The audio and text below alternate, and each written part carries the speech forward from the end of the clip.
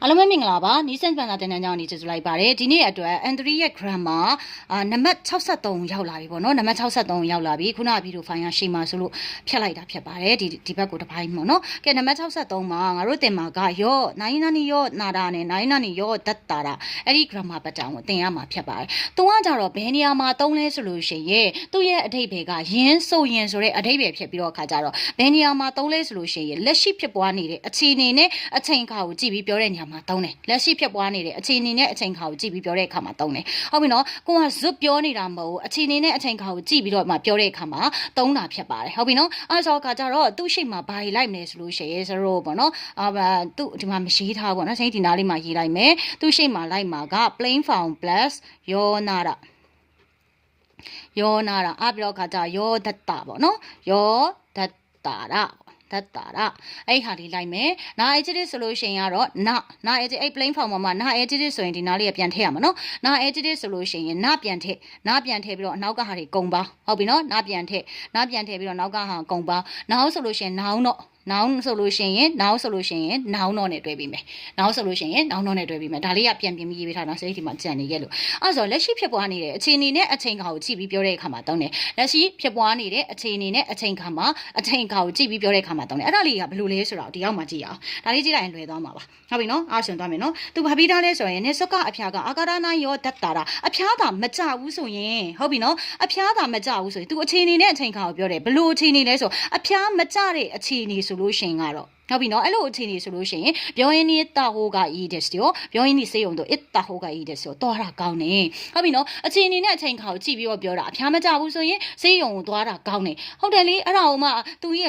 ကိုတငယ်ချင်းထားပါတော့တယောက်ကနေကောင်းနေတယ်လုံးဝထူထူထောင်ထောင်ဖြစ်နေတာဟာမင်းစေုံသွားပါသွားပြောလို့မရဘူးသူရဲ့အခြေအနေနဲ့အချိန်ခါကိုကြည့်ပြီးတော့အခုအခြေအနေနဲ့အချိန်ခါကိုကြည့်ပြီးတော့ကဲဒါဆိုငါတို့အခြေအနေနဲ့အချိန်ခါကြည့်လိုက်မယ်သူအဖျားမကြဘူးဆိုရင်တော့စေုံသွားတာကောင်းနေဆိုတဲ့အဓိပ္ပာယ်မျိုးဖြစ်ပါတယ်ရပါနော်နောက်ထပ်တစ်ခုစနိုးရှင်တို့အဲ့ဒီအလောက်ကဆိုလို့ရှိရင်ကြောဒီနေ့အိုဝါရာဆဲရုနော်ကဒီနေ့အိုဝါရာဆဲရုနော်ကဆိုအပီးလောက်ခိုင်းတာကအပီးလောက်ခိုင်းတာကဟုတ်ပြီနော်နော်ကဆိုတော့အပီးလောက်ခိုင်းတာကအဲ့ဆိုကကြဒီအလုံးဒီနေ့အပီးလောက်ခိုင်းတာကတဲ့မူလျောနာယောနာတာအဲ့ဆိုမူလျောဆိုတာမူလျောကကွန်မန့်ဆိုင်မူလျောတောင်ဖြစ်နေနော်အဲ့ဆိုကကြဒီနေ့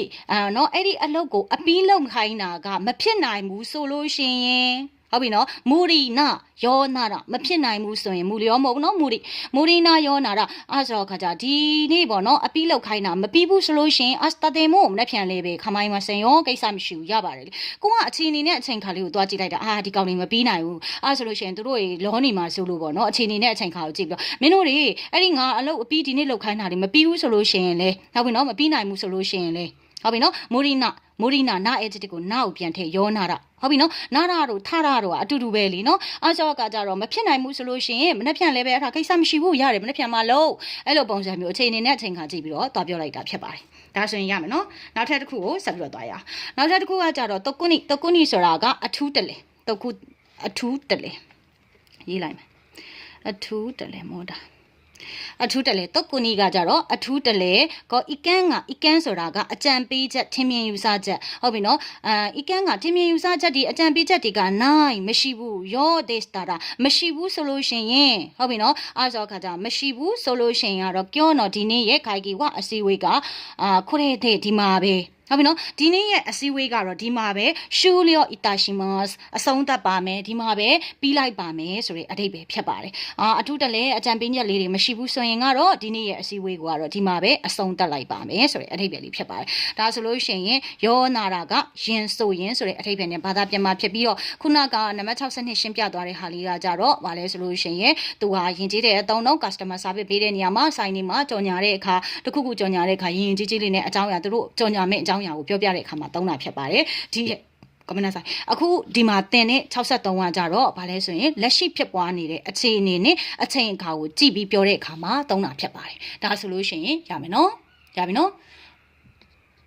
ကဲအားဆိုလို့ရှိရင်ဒီနေ့ဒီလောက်ပါပဲ Oscar ဆာမဒက်အားလုံးကိုကျေးဇူးတင်ပါတယ်